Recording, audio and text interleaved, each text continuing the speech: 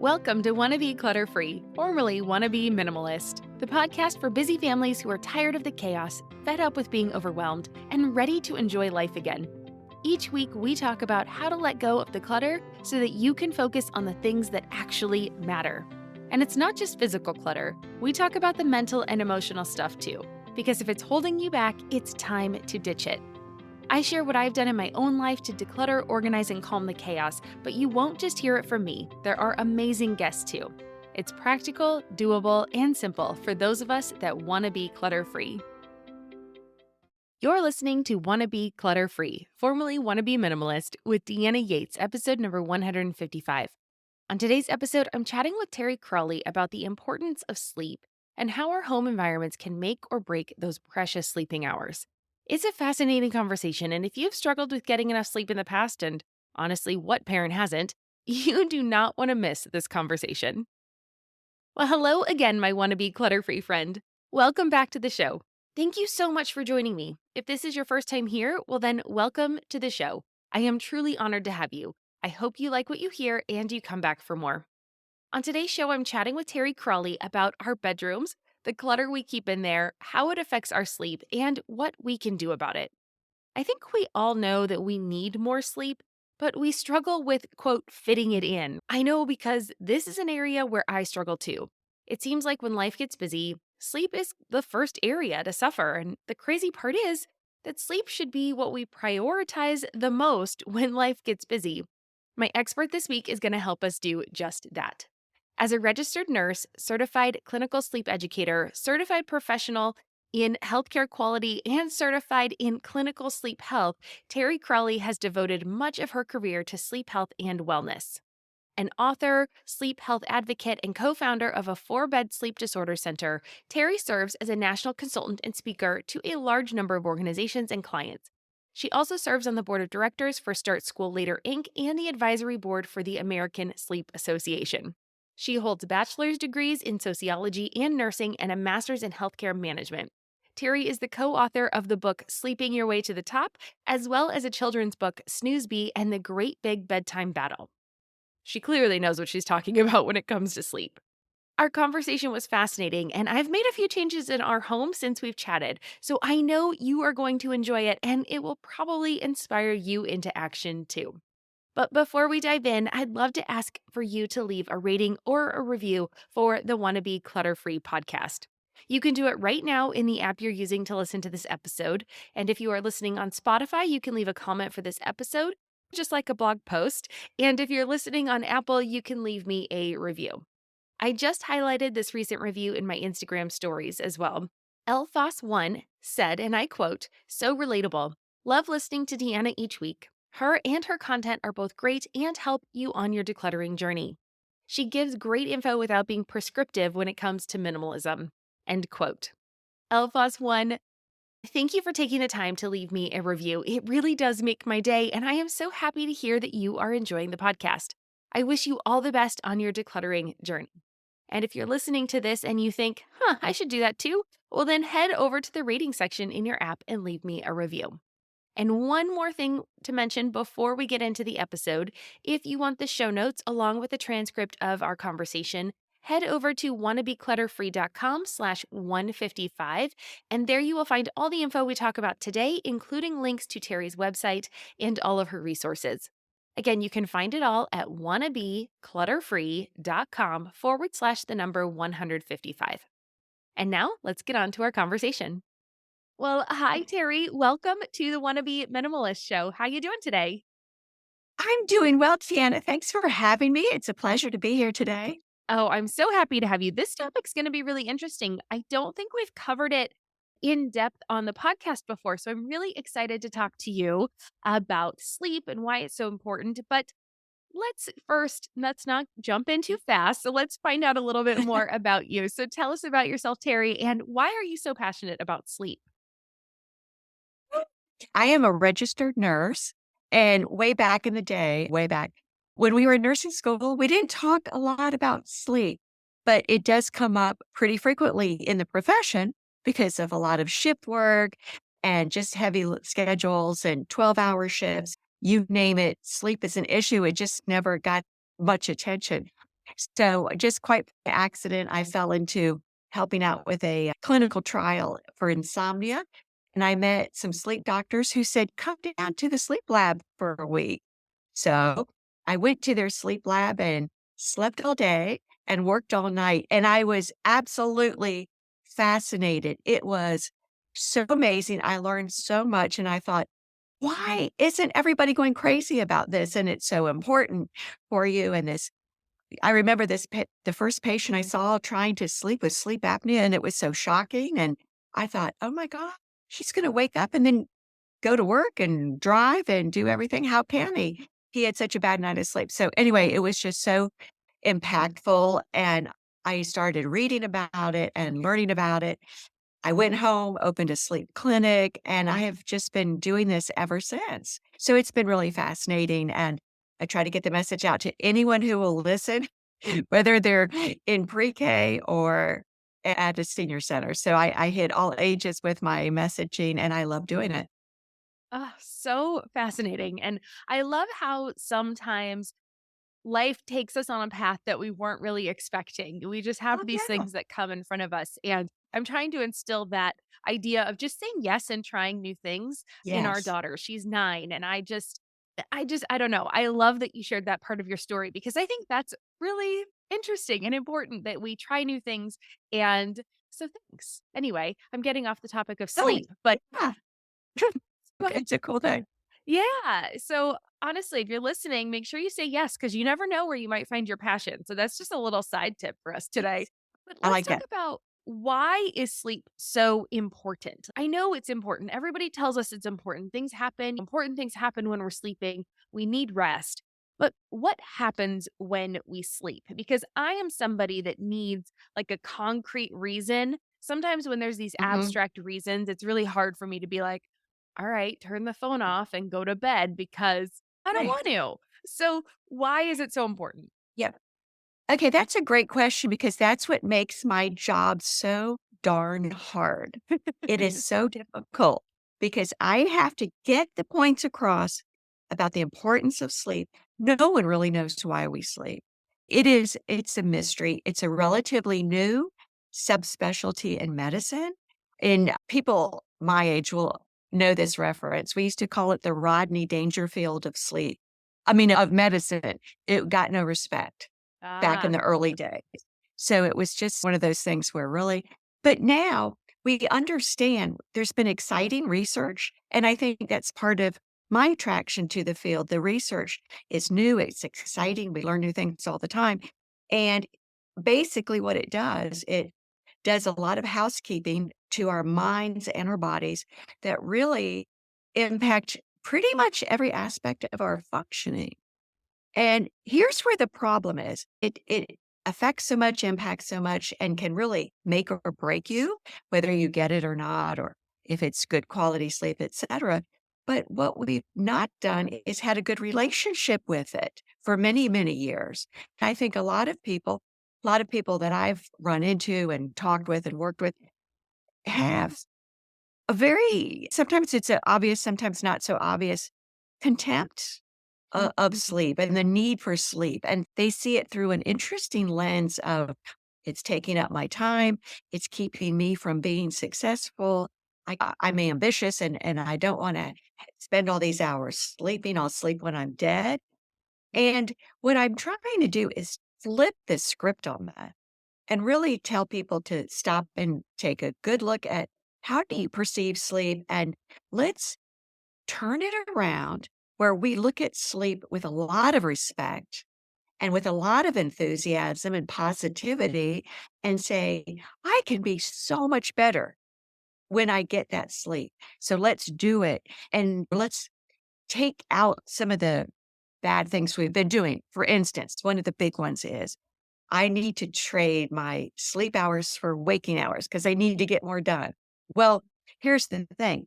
We do more and we do it better, and we're better when we get sufficient sleep. So we have to start looking at it very in a new lens and say, I can do so much more than I'm doing. I can be happier. I can be healthier. I can think more clearly. I can focus. I will have better relationships with friends and families. I'll be a better team member. I'll be more ethical. I'll be less stressed. We don't have time today to go through all the things that sleep impacts. So I can just, Of the course. easy way out is to say it impacts everything. So, in such a positive way. So I want people to pay attention to it and to really say, am I prioritizing it like I should? Or if they're having challenges with diet and exercise, those will probably continue unless you pay attention to sleep. So it's pedaling back to let's get back to the basics, fundamentals. What's the most important thing we can do to lead a better life? And the answer is sleep. Hmm. All right. Yeah. Well, okay, you said there for a moment of like quantity. So let's skip down to that. I had this question a little bit later, but how much sleep should we actually be getting? And if you don't mind starting with kids, because we have a lot of moms that listen to this show. So if kind Yes. of the sleep ranges for younger kids too, that would be fantastic. Yes, and the younger kids obviously need a lot. So it starts off with these great big sleep needs and they go down as we get older.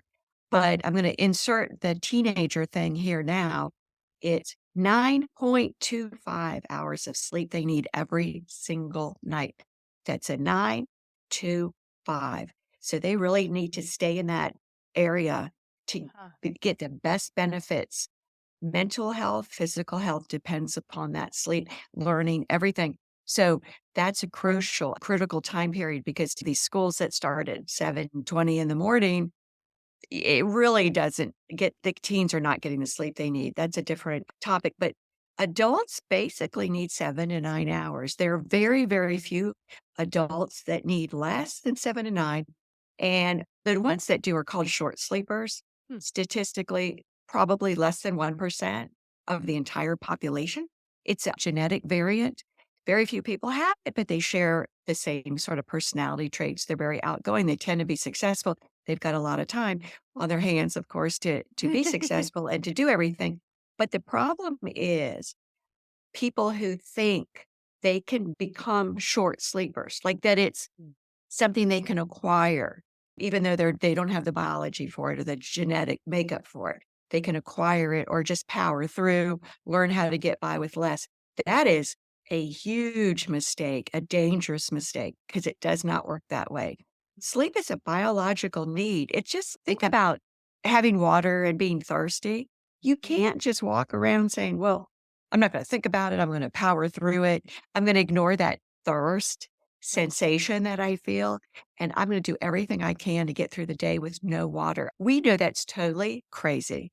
It's right? Yeah. Bad for us. We wouldn't do it. So, but I find so many adults don't really look at sleep as a biological need. It's more of a character trait and they look at it like that and treat it as such, and that's where we get into problems. And if you hop on the American Academy of Sleep Medicine, they have a education portal and a lot of great things for children. So it'll go through every age and the sleep requirements for each age. But I would pay close attention and urge the parents to pay close attention to those sleep requirements and really aim for those. These researchers have spent lots of time and effort making sure those numbers are accurate. So it's something to strive for. I think with kids, we really need to approach sleep with positivity. Never put your kid to bed early as a punishment or let them stay up late as a reward. And really, let's talk about sleep early and often with children because that can affect them throughout their entire lives. And that's how important the topic is. And we can if we can get little kids to understand they just have to brush their teeth every night, right? It's a non-negotiable thing. I think we can get the sleep message across. It's tricky. Why do we sleep? Fear of missing out, all that good stuff. But we really have to do it for their sake. Oh, I love that. And actually, the high school timing, I know that's a big, big topic. And here, I think it's statewide. I'm in California. So I think Oh, statewide, they passed the law that high school can't start. I think it's before 8:30. I don't know. Again, our daughter's only 9. So it just went into effect this year and it doesn't yes. affect us right now. So I didn't really pay too close attention. But I know a lot of my friends had to shift around their schedules. So I think the elementary school starts first, the junior high is second, and then I think the high school is now third, which I think that was flipped the other way. which does make sense. Our young kids wake up earlier, right? And our teens want to sleep Right. in. So why were we punishing them? So I feel thankful that we have had that change here. Yes, So hopefully that will move across more places and at least those little absolutely. changes can be. And I do like that idea of a systemic change, right? Something where we are as a Right. society pushing for more sleep for our kids, which I think is great. Yeah. Deanna, you'd be so surprised at how much pushback we got Oh, of course. about this. And you just sit there and think, Any change, are you right? crazy? I don't want to be lack of information, lack of knowledge, of course, but we go crazy trying to think, well, so much is wrapped up in sleep in these teenagers, Mm, drowsy driving accidents, suicidal ideation, mm, weight gain, anxiety, depression, substance abuse, risk taking behavior. All of these things are connected to sleep. These are huge things. So it can easily be a matter of life and death. And I'm so proud of California and the people that made this happen. And I went to California several times while we tried to get this going. Oh, And cool. it's just so amazing that your state did this. And bravo. We have to take care of our kids. And this is such an important way to take care of them. Yeah. Awesome. Well, yay. Thanks. Thanks for being a part of that and helping get that pushed through. And I hope that the other work you're doing can help others as well. So that's awesome. Yeah. One of the things you talk about is this term called sleep hygiene. And you were Mhm. talking about brushing your teeth. And so obviously, when I think of hygiene, I think of like cleaning our bodies and that kind of stuff. What do you mean by sleep hygiene and how does that help with a good night's rest? Yeah. It really just refers to good sleep habits. And we can often get caught up in not having good sleep habits. They're pretty darn simple. We go over these a lot. We can find them listed everywhere. But just the real basics about things you can do. Really good sleep habits probably start the first thing in the morning. One of the great things you can do is get some natural light in the morning that helps reset your body clock and actually helps you fall asleep on time at night. So it starts early in the day. We don't want to have caffeine all day long. If you really require caffeine throughout the entire day to stay alert and awake, something's wrong. You're either not getting enough sleep, or if you're in that, say you're in bed for 7 to 9 hours every night, but you don't wake up refreshed and you have trouble getting through the day, you could have an undiagnosed sleep disorder. So look at those kinds of things.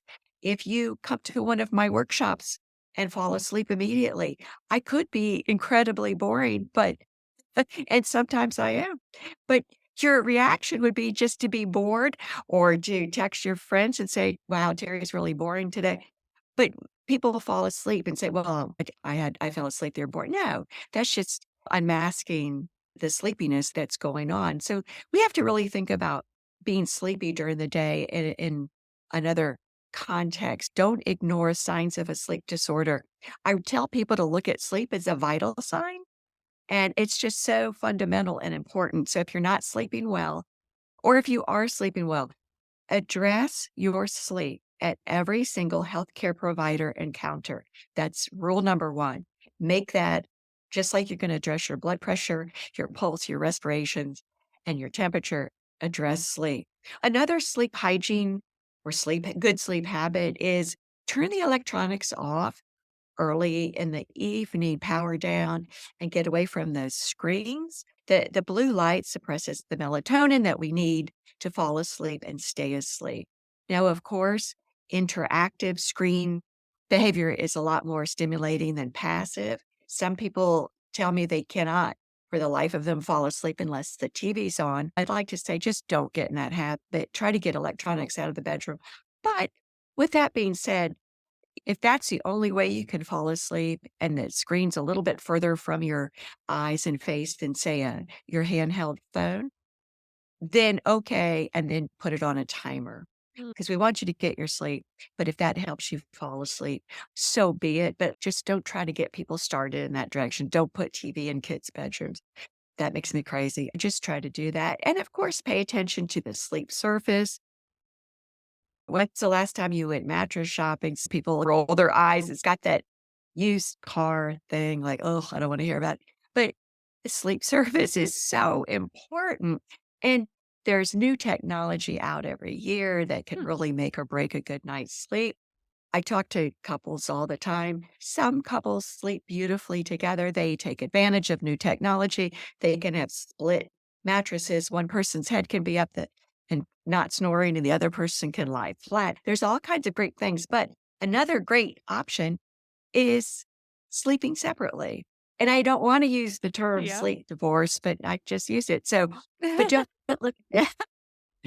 Don't say sleep divorce, but don't perceive that as a negative because your relationships will be better. Your communication is better. Your level of gratitude is better. And we're just happier, less irritable people when we get sufficient sleep every night.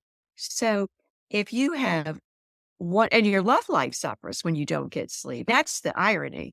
Your libido goes down, fertility problems occur when you're not getting enough sleep. So when people will look at first glance and say, "You're telling me I'll have a better love life if I sleep separately," and the answer is, yeah. If you're not having a great one now, try it. And I always say, "Go to bed mad." We're just gonna mess up everything today on your podcast, but go to bed mad. When you're tired, that is not the time Yeah. to start talking about someone's grades aren't what they should be, or someone borrowed the car without asking. Don't bring things up when you're tired and acknowledge that. Just, I'm too tired to discuss that in a good way, in a healthy, constructive way. That's what sleep deprivation does to us. When we're awake for a certain amount of time, 16 hours, I think the study said, beyond that time, we start to behave sort of incrementally like we're intoxicated. Hmm. And you know how, so again, that's just further evidence of don't start things late at night. It's been a long day.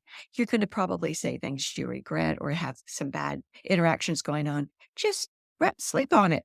You've heard the expression, sleeping on things helps. See, everything's real active while we're asleep. Our brains are doing a lot of really good housekeeping. We'll have better emotional regulation. We have a better outlook. We're definitely less stressed when we're well rested.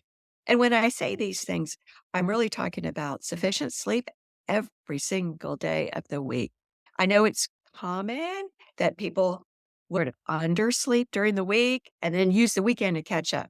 Now, I'm not saying don't do that if for some reason you haven't gotten enough sleep, if you're traveling, say, or something's going on, baby's got colic or whatever. But the best thing you can do is get that sleep every single night because there's a lot of cellular the damage that's being done to our bodies with sleep deprivation. We don't know if we can completely undo that solely with extra sleep on the weekends. Sure, it helps, but we don't want to make that a habit or just a lifestyle. And I've run across people that's how they roll all the time. Very little sleep during the week and a lot of sleep on the weekends. And of course, that can turn into Sunday night insomnia, where you've been sleeping all day Sunday, trying to make up for that sleep debt. And then you're wide awake Sunday night. And then, you're up late, can't sleep, and you go to bed, you go to work exhausted Monday morning. So that's another Yeah. burden. That's a tough cycle to get into and to get out of. So, any suggestions for how to help people get out of that cycle? Because again, if you're in that, and I'm not going to say that I'm definitely not a perfect sleeper by any means. But we generally tend to get a good amount of sleep. I feel like we Yeah. in the house definitely prioritize sleep. I'm never perfect, so I'm not going to say that I do it every Sure. night. And we definitely No, do the stay up a little bit later on the weekends and Mhm. sleep in a little bit later on the weekends. But I don't feel like we sleep all day to try to catch up, which I thankfully, yay, I'm feeling a little bit good about that part. So, Yeah. any tips on how to reset that clock back? Do you ever find yourself staring into your closet, feeling like you've got tons of clothes but nothing to wear? Well, I've discovered a fabulous solution that's perfect for us busy women: Armoire. Armoire offers high quality, unique brands tailored just for you. All it takes is a quick 5-minute style quiz, and voila, you get a personalized closet from which to choose. The best part: these stylish outfits are delivered straight to your door in just a couple of days. I just returned from a podcast conference, and Armoire saved the day when it came down to what to wear.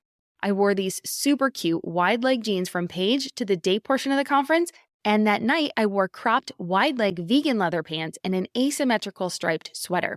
I got compliments all night and had people mentioning my outfit the next day. Then I was able to simply send it back for something new. No clutter, no fuss, no special laundry. And it's not just about looking good, it's about feeling good too.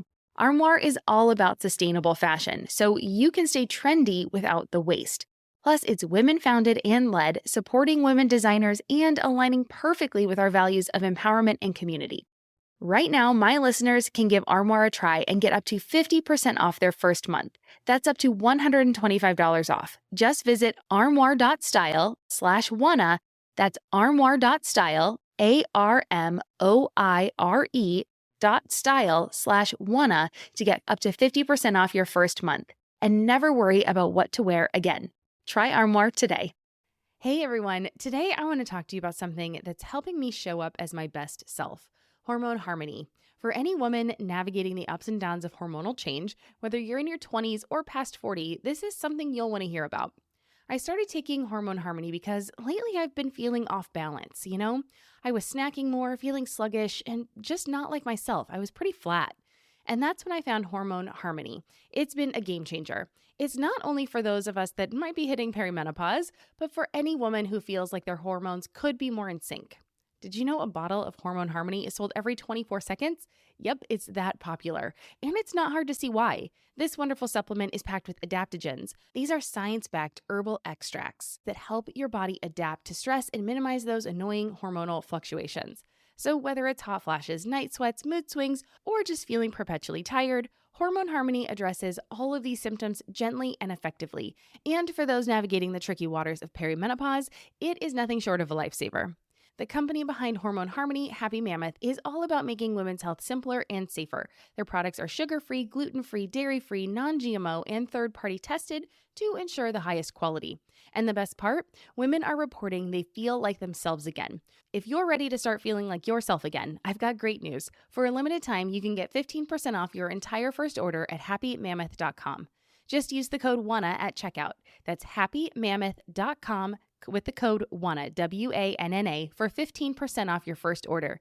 Don't miss out on this incredible offer. Yeah, one of the things you can do is set a bedtime alarm. Mm. A lot of people only focus on the morning alarm. The bedtime alarm can help prevent bedtime procrastination. Mm-hmm. And don't hit the snooze button. That was a habit of mine way before I got into sleep medicine. And that snooze button just ruins that last so important sleep Mm. cycle where you're getting a lot of REM sleep. We need that. We need that cycle. And that's getting deprived of REM sleep can have cause some bad things going on. And so I would definitely not do that. Set the alarm for the latest possible minute and then get that sleep. And I would also, if you get up in the middle of the night, say to use the restroom, try not to check your phone or the Mm. clocks but gosh, this is a recent thing, the people I've talked to, and I've just started back my workshops after COVID, and people are saying, oh my gosh, I get up in the middle of the night, I use the restroom, check my phone, and then all of a sudden someone's texted me and I got a text back.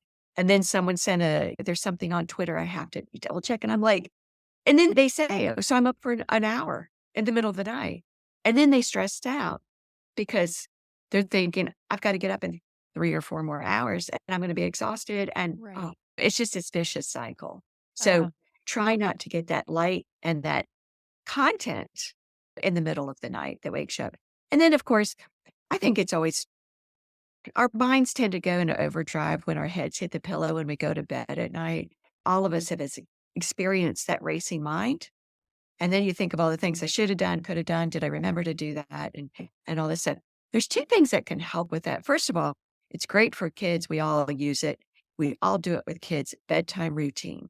You've got that bedtime routine. There's so much magic in a bedtime routine. I cannot tell you. It helps you transition your mind and body from wakefulness to sleep. It helps you get to bed on time. It's relax you and helps you fall asleep.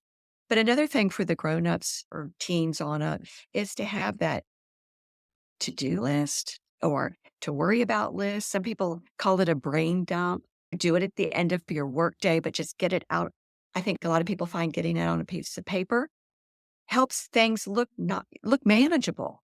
put them in columns, put them, I need to deal with that, or I don't need to deal with that right now, I'll deal with that later. It doesn't take long, but it can help you get into a great sort of state of mind. And then, of course, the last thing I tell people is don't try to fall asleep. Never try to fall asleep. Always the goal, what you want to do, the objective is just to relax and sleep will follow. So try to find something pleasant and relaxing that doesn't involve the electronics, but oh my gosh, knitting, needlepoint, crosswords. I love to read. I have to read at night, but it's so relaxing. I was pulling out some studies the other day for better sleep quality in children and adults who read before bed. Great, great stuff out there. And I think when I made that transition, I really did notice a change in how refreshed I felt in the morning. And I think maybe the biggest game changer all in all for me was blackout curtains. That super, super, super dark sleep environment. Wow. The first morning I woke up was like, "Oh, I feel so good." Yeah. I thought I'd overslept. I was like, "This I feel fantastic." And it's just the darker the room, the better. So or you could do if that's not an option, the sleep masks, there are new ones out that are more comfortable, easier to sleep in. You don't get your hair caught in the back. So those are some of my tried and true.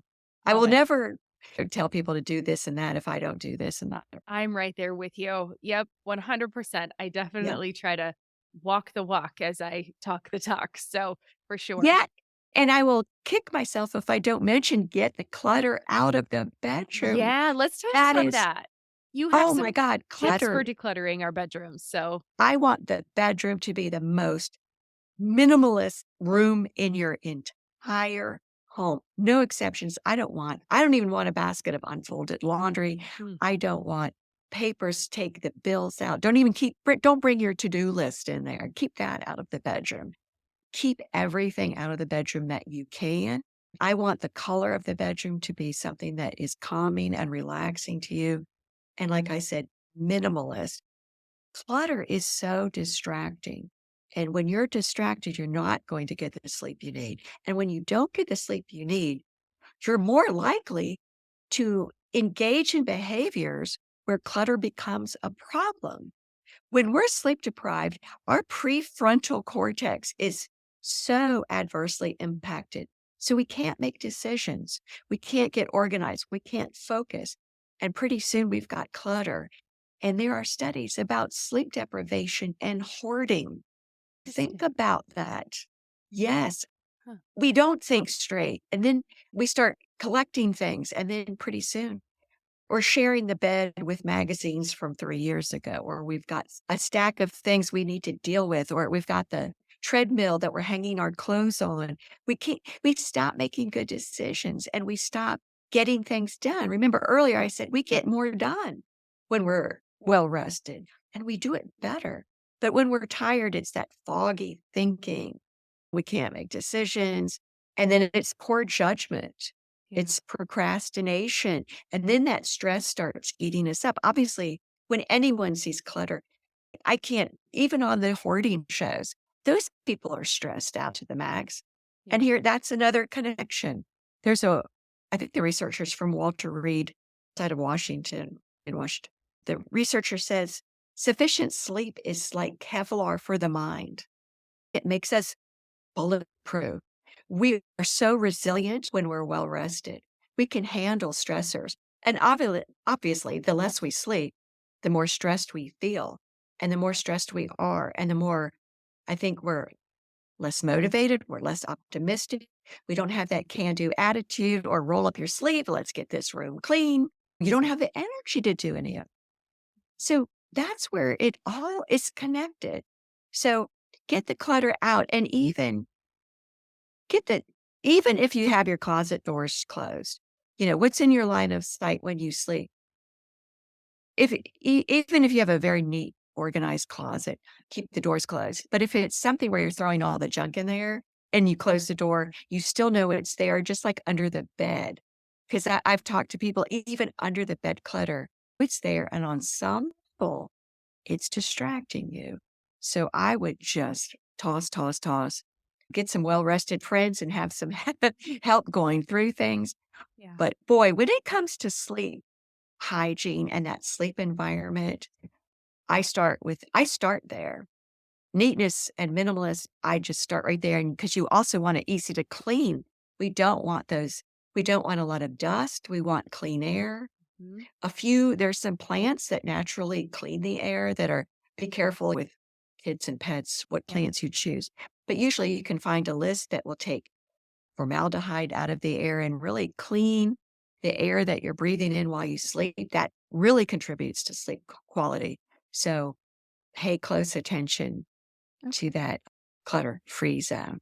Love that. Well, and I think too, you mentioned earlier about the emotional regulation that we have that sleep helps with because Mhm. clutter is so, and decluttering the process of is so emotionally draining that Mhm. if you aren't able to regulate those emotions, it is much harder for Right. you to make that decision to say, okay, Yeah. yes, I cherish this or it's sentimental, but I have this, this, and this that I also have that maybe remind me of the same person or the same time. Maybe I Right. can pick my favorite. And it's harder to make those decisions, those tough decisions. Yeah, when you don't have the ability to because I you're know. just worn out. And then the more sleep deprived, we tend to get socially isolated. Okay. And that's where friendships suffer. That's where we're not going out. We don't have the energy, the motivation, the good feelings, the good vibes, the energy. And that's, see how it can compound and just, it just goes on and on. And pretty soon we've got a clutter problem. Pretty soon it could evolve into hoarding. And you've seen them on the shows where they start getting irritable if someone just says, well, let's look at this.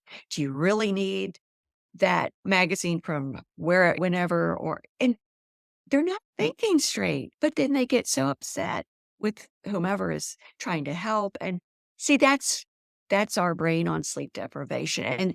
And that's what's so sad because I think right now people are saying, well, okay, some of it makes sense, but I'm talking quality of life issues. Really quality of life. And how is your life? And I think it's just something that people haven't looked to or thought about in a way they should or as much as they should, and then really make it a huge priority in their lives. Hmm. Yeah.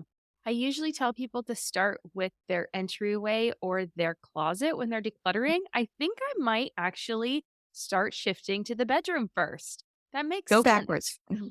Bedroom Yeah. first. Get the Yeah, bedroom done first so you can start getting that sleep. So then you feel better and everything else starts working together. sure. Oh, Terry, well, this has Yeah. been wonderful. All right, I got some more questions. We're not done. I'm just excited about it. Okay, so why should we think of our bedroom as a cave? You have talked about this before. I saw you post something about this. So I'm curious. Yeah. That's the cool, dark, and quiet. And we went over the darkness. I would look at the cool temperatures. Adults, mid-60s, whatever makes you comfortable, but tends to be cooler the better, and that's another reason why we say warm bath and shower at bedtime. Although at first glance it seems, well, that what does that do with cool?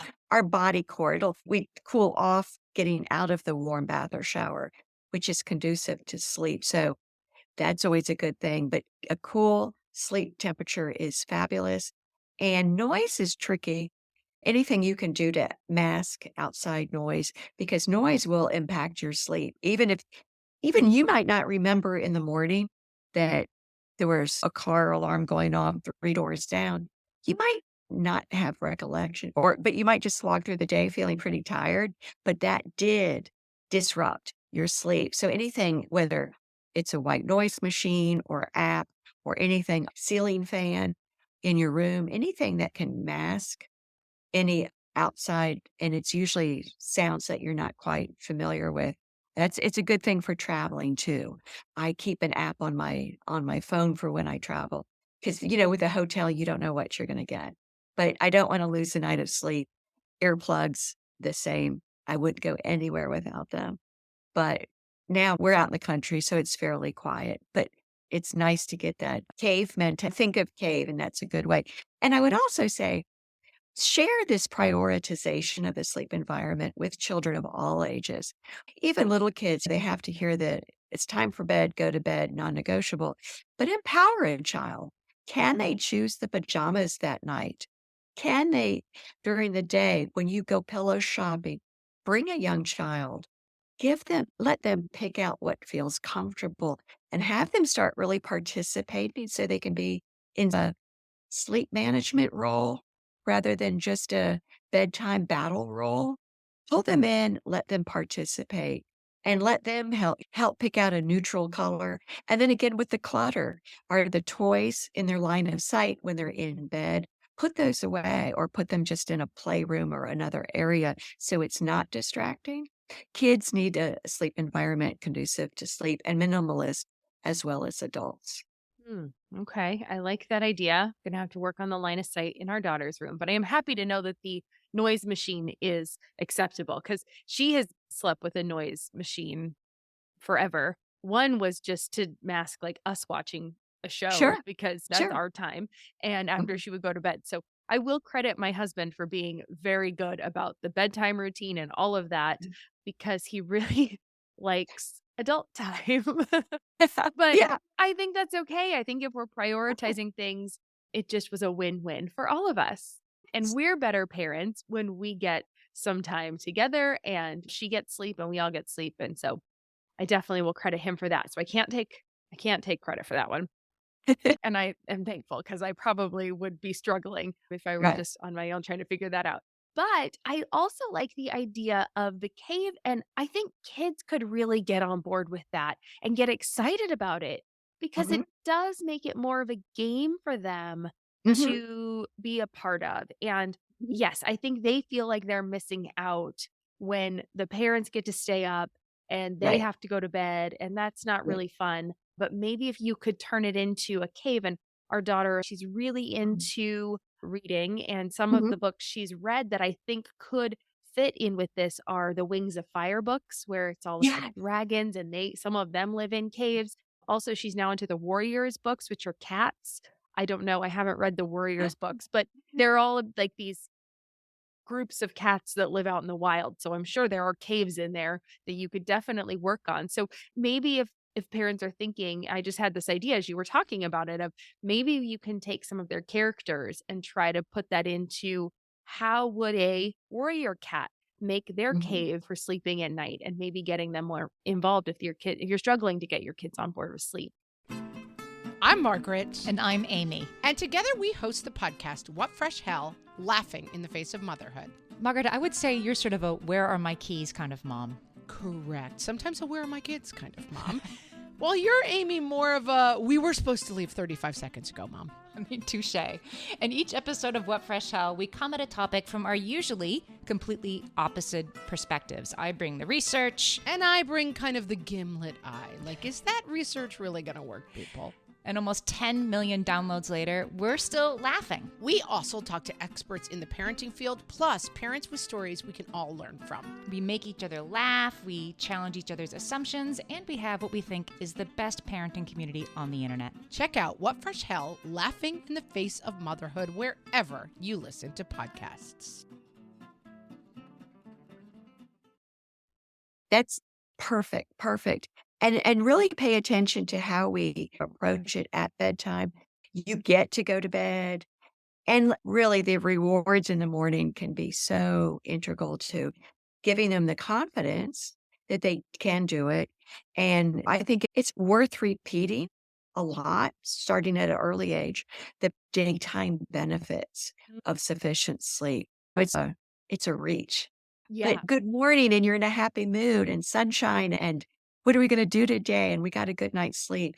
And even some really easy things, they can make little stars to reward themselves, not just from you, but let's color some stars, let's put a sticker on our chart, any kind of thing to do to really reinforce that because like I said, that's a lifelong habit that can really put a child on a completely different trajectory when you think about learning. And then their physical health, a lot of young kids, we're seeing some parallel epidemics of obesity in fairly young kids because of the use of electronics. And we know that's cutting in on their sleep. And we know obesity and sleep deprivation are closely related, causally related. And our metabolisms are so damaged and so adversely affected and impacted by a lack of sleep. But we're seeing just to look at the problems now with kids, and we have to stop and think sleep comes first. They'll be more motivated to get exercise and get outside and play or inside or participate in sports, things like that when they're well rested. And we know they're going to eat healthier foods when they're well rested, just like adults.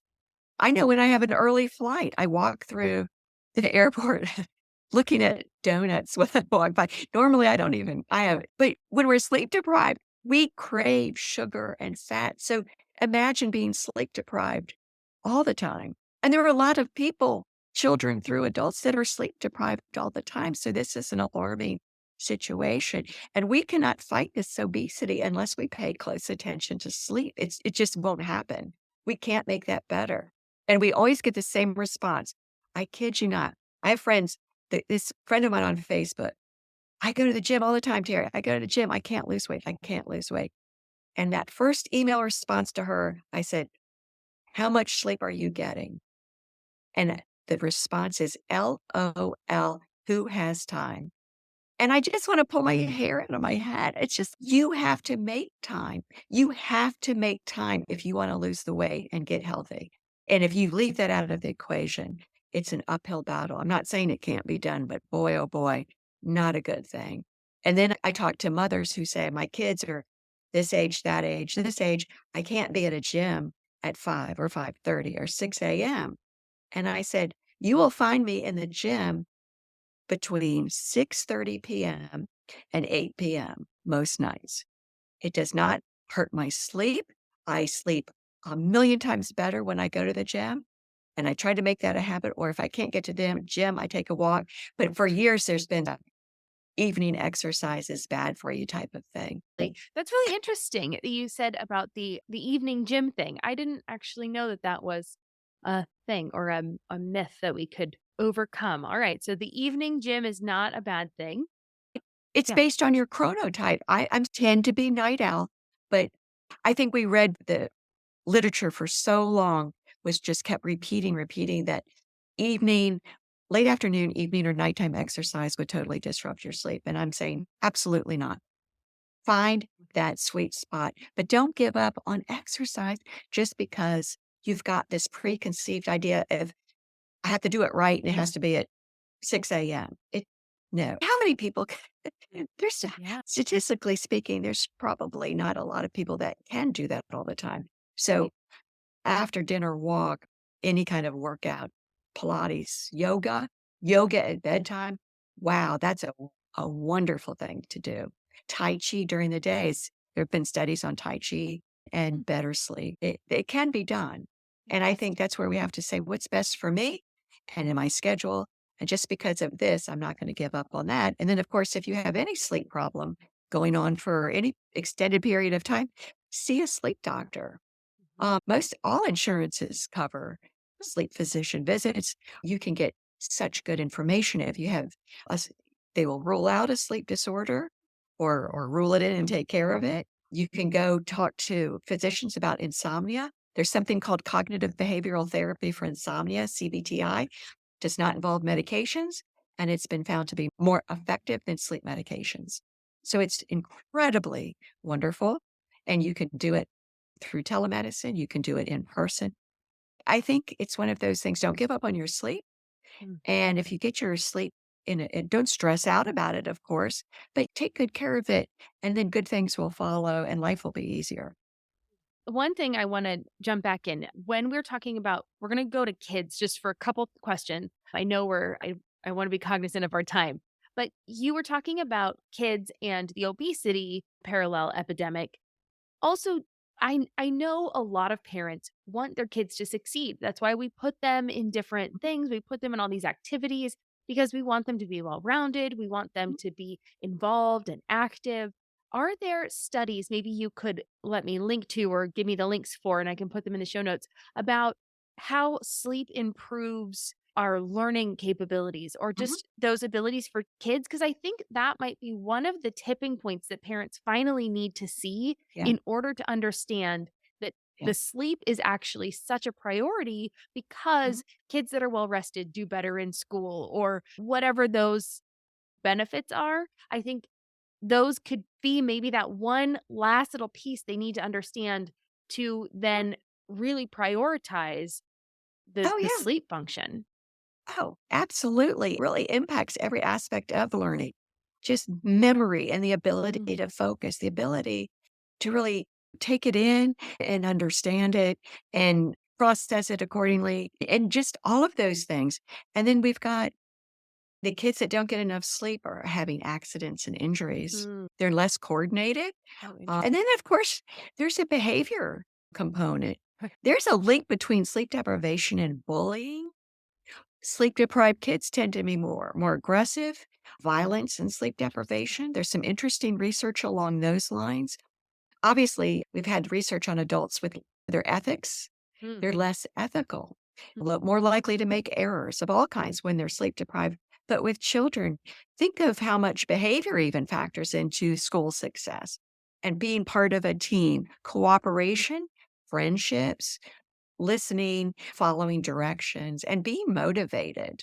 Hmm. Think about the attitude of a child that who really wants to excel. That's the well-rested child who wants to excel, do better, learn more. They're more, gosh, there are lots of good information on creativity and sleep. Okay. So I just think it opens up, there's so many opportunities and ways to see what your passion is, see and excel and do better at everything when you put that first. And I think it all goes back to what I said at the beginning. And I think a lot of adults harbor this bad attitude about sleep. I had a woman in California, I was there, Start School Later. That's the organization that devotes all their time and money and resources and energy to getting these healthy school start times. But one of the women I talked to, she said, "My son studies from 6 to midnight every evening because I want him to go to an Ivy League school." She was very forthright about that's their goal. And I said, "I got it. I get it. But let's look at how much sleep he's getting." There were struggles surrounding this schedule and so much effort and angst and I could just tell this was a stressful thing, but they were going to do it so he could have that advantage. So I understand me where she's coming from. I said, that's where I brought back if he's well rested, he can do the same amount of work. He can do it better. He can do it in less time. That's where it gets tricky. They don't believe that formula. They don't believe that you can do more and do it better with sufficient sleep. Our brains just work better, plain and simple. Yeah. So that's the struggle. So I think we need to keep that in the front of but if we're sleep deprived, what good are we? We're not good role models. We're not going to be able to communicate this well. And how passionate are we going to be about it? Right. Gosh, what is it? The average American, I'm trying to think, they've got the age ranges, but time management, 5 hours a day on television or just television, and then the electronics. So we think about screen time and how do we spend our days? Hmm. Don't cut. I think we always pick from sleep if we need more hours. Right. So if it's more hours on electronics, what are we the takeaway is going to be sleep, not Mm. something else. So we just really have to sit down and look at our 24-hour day and say, how am I going to have the best days of my life and function optimally, peak performance, and truly enjoy I cannot happiness and sleep go hand in hand. So how do I do this? What can I delegate? Hmm. What isn't that important? What shows? Do I need to binge watch that? What's the takeaway? Risk benefit ratio. What can I be doing instead? We can do everything in moderation, but I would definitely start with based on age, who needs how much sleep every day, and work around that. Just work around that. Yeah. I love that. All right. One, maybe two, but okay. One question. Moms obviously listen to the show most, and I know that some are still in this stage with babies and newborns at home, and babies wake up in the middle of the night. So, Mhm. what tips do you have to help these mamas that I remember those days just being so exhausted? And yeah, if you want to remember what it is like to, or know what it's like to be sleep deprived, just think back to when you had a newborn and the crazy decisions you would make or the things you would do, where you would put Tony. things, where oh my goodness. I just look back I at those know. days. Crazy. So what tips do you have for moms like that? And dads Y too, but Yeah. most No, does fall on moms a lot. been there and done that, and it's terrible. It's terrible. And I'll tell you another thing, it's dangerous. Mhm. And we don't think about sleep like we should, especially in that period. Teenagers and new moms are in a very vulnerable category. Drowsy driving sounds very benign and innocuous. It's not. It's as dangerous as drunk driving. In some instances, even more dangerous because you don't have the reflexes. It's a bad thing. But we don't have the insight. First thing we lose when we're sleep deprived is insight. And we're more likely, people have told me that's when I left the baby unattended on the changing table. I Right. lost my focus, or I did this, or I left the car seat. All these things occur. And this is a time where I think we have to really help each other and ask for help. And don't worry about the small stuff. Take a nap when the baby's nap. Don't worry about if your house isn't the way, ask somebody to come do it. If you can, hire a cleaning service for 90 days, temporary, but put things in place. And I want all family members to understand there are safety issues in all aspects of that work when people are sleep deprived. And it's a very vulnerable time. And I would just give your family members and friends help when they need it, offer to come over so they can nap. And I want to tell mothers, new mothers, be very unapologetic for your need for sleep. I would be so unapologetic. I'd be very proactive and say, I'm sleep deprived. I'm not thinking clearly. It's not a bad character. It's biology. You have no control over it. So don't feel like you're not being super mom. A lot of the things we see aren't realistic that we see on portrayed on social media or anywhere, just out there. It's not real life. It can be brutal and it's a very hard, difficult period. And that's a time to look out for each other, pitch in, make it a very team approach to making sure mom is getting plenty of rest and helping wherever you can. And the moms can't sweat the small stuff. And I think we have to understand the limitations that occur when we're sleep deprived and have a healthy respect for the need for sleep and a healthy awareness of what happens when we don't get it. We have that with alcohol now for the most part that we didn't have 30 years ago. I'm an old timer, and I remember the days when we didn't know better. So people would get in their cars and drive after a night out having adult beverages. People would smoke in restaurants. I remember my father lighting up in a restaurant where all the kids are at the table and it was smoking. We didn't have the information. So similarly, we have not had the information on the dangers of sleep deprivation. We do have it now. So I think that means a whole new lens that we look through. And then look at postpartum depression. A lot of that is related to sleep deprivation. And that's another thing. All those postpartum visits bring up your sleep. Don't think, "Oh my God, I'm weak. I don't have a strong character." All of that stuff is not related to getting that biological need for sleep. So talk about it. You don't keep it to yourself. Don't feel less than a wonderful mom because you need sleep. You're a good mom when you appreciate the need for sleep and that you get it and make it a top priority. Thank you. I love how you worded that and just gave people permission to say I need sleep and that is perfectly acceptable. Yeah. In fact, it should be expected. Mhm. And Mhm. yeah, how sad of us as a society to prioritize other things over Mm. the sleep and taking care of our little ones. Yeah. So Yeah. awesome. Okay, one final question. I know I've asked you a lot, but the one You're that I fine. know is difficult for parents too is their kids that wake up in the middle of the night, come into mom and Uh-huh. dad's bed. Uh-huh. Let's talk about that. What do you Think have about that. strategies for getting the kids back to bed in a nice, kind way where I know people feel really guilty about that in the middle of the night because they feel like their kids need them for something? Yeah. Yeah. Any attention is better than no attention, especially for those instances. I say be very dispassionate, be like a boring robot, matter of fact.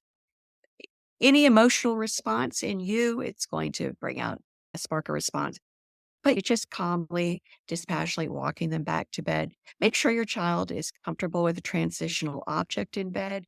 Do they have something, whether it's a blanket, a stuffed toy, something that they like to sleep with? All of this, of course, depends upon the age. I think a lot of positive praise for sleeping in their own bed. And again, have they participated in that sleep environment? Have they been able to express all of their concerns? I certainly don't acknowledge the whole monster where people say, "Oh, I'm gonna look under your bed for monsters or spray this." Oh, God, don't do no. We didn't do Um, that. Mm-mm. yeah, just there are none, and I But it plants the seed that they exist, right? yeah, Yeah. yeah, exactly. That's not advice. So again, make that sleep routine as positive as you can. And sometimes it's an age thing, or they can go through stages. And I wouldn't freak out. They could do that for a short period of time. It doesn't mean they'll be 23 and climbing in between. But sometimes they need a little bit more TLC. I think just tons of praise for staying in bed throughout the night and way to go. And having a child labeled as a sleep superhero is a good thing. A good sleeper, you know how I've heard people, teachers, my friend's a teacher who says how she calls the children, "Oh, thank you for helping." She says, it's important to say, "You're such a good helper." So you can do that with sleep. You're Mm. such a good sleeper, and you stayed in your bed all night long. Here's Yeah. a sticker. And at the end of the week, we get to go to the park because you are a good sleeper. So any of those things Mm. can certainly help. But again, some of it's age related. And it's tough because we don't want to disrupt. Parents need all the sleep they can get. So hopefully it's transient in nature Yeah.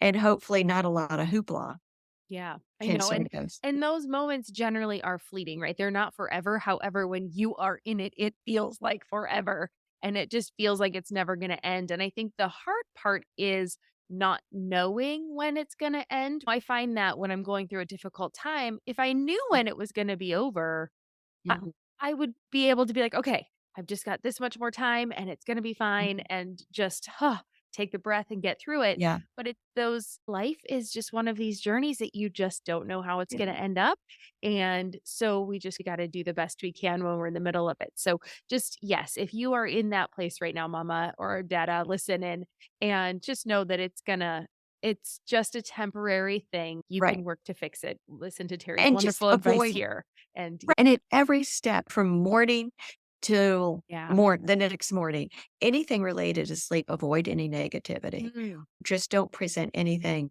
even if it's walking them back to their bedroom. Not a lot of no's, don't do that, you're this and that. Just, nope. Okay, just here we go. Yeah. Matter of fact, low key, boring, like a robot, keep the lights low, safely go back.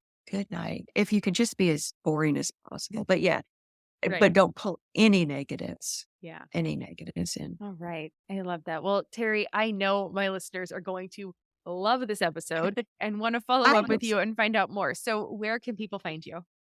Oh, yeah. No, this has been fun. I love talking about sleep, but yeah, I can send you some links on anything you need and Great. definitely come back if anything, if you need any more information. I have new information every day. I love it. I love it. Okay. So, what's your website? Where are you on socials? Things like that. Bettersleep.org. I work with the Better Sleep Council. They have fabulous information, lots of good Awesome. sleep hygiene tips, lots of great information on sleep. So it's at bettersleep.org. A great resource for every family member. And my Twitter is Power of Sleep. And I post pretty much every single day as well as on LinkedIn, getting that new research out there. And I pretty much on a regular basis tell everyone to make sufficient sleep a personal, a family, a classroom, and workplace value.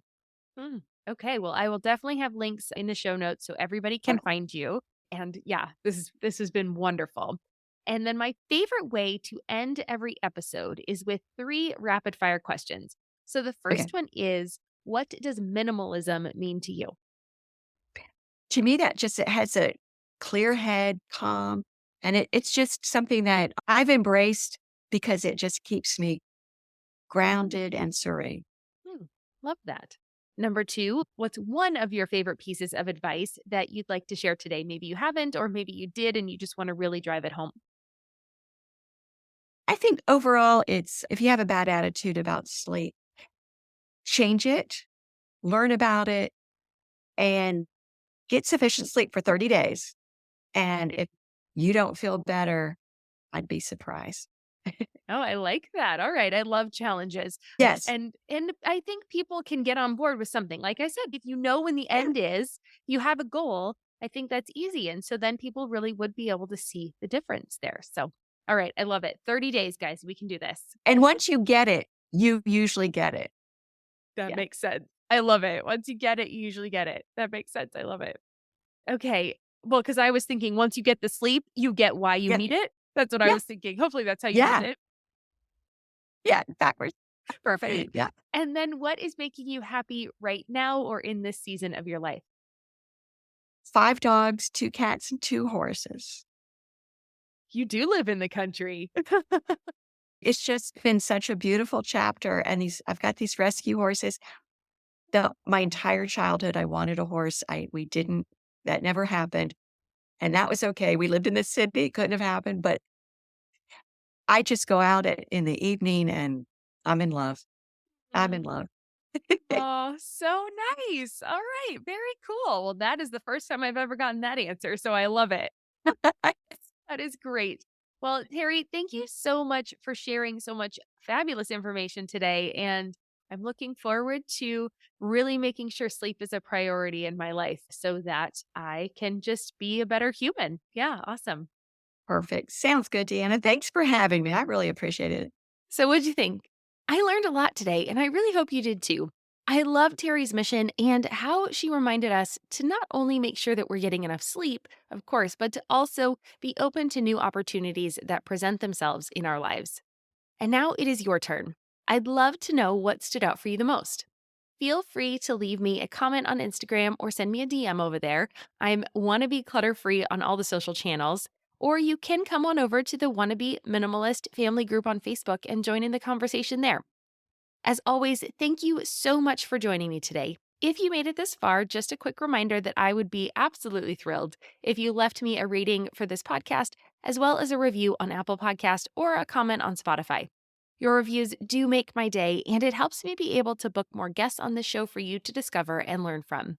And special thanks again to Terry for joining us on the show and for being so gracious. Remember, you can find out more about Terry by heading over to wannabeclutterfree.com/155. Again, that's wannabeclutterfree.com/the number 155. I hope you have a wonderful day, and I'll see you back here next week for a solo show when I will be talking about summer decluttering. I love using the changing seasons as a marker for decluttering. It's actually one of the ways that we keep it simple in our home. We want to keep decluttering simple. And when we have a big season change, it kind of makes it a little bit easier to say, okay, what can we do to get prepared for this new season? I hope you'll join me. It'll be a really fun conversation, and we'll have some really simple and tactical things that you can do to work on your summer decluttering. And with that, I'm Deanna Yates. You've been listening to Wanna Be Clutter Free. I'll see you next week. Cheers.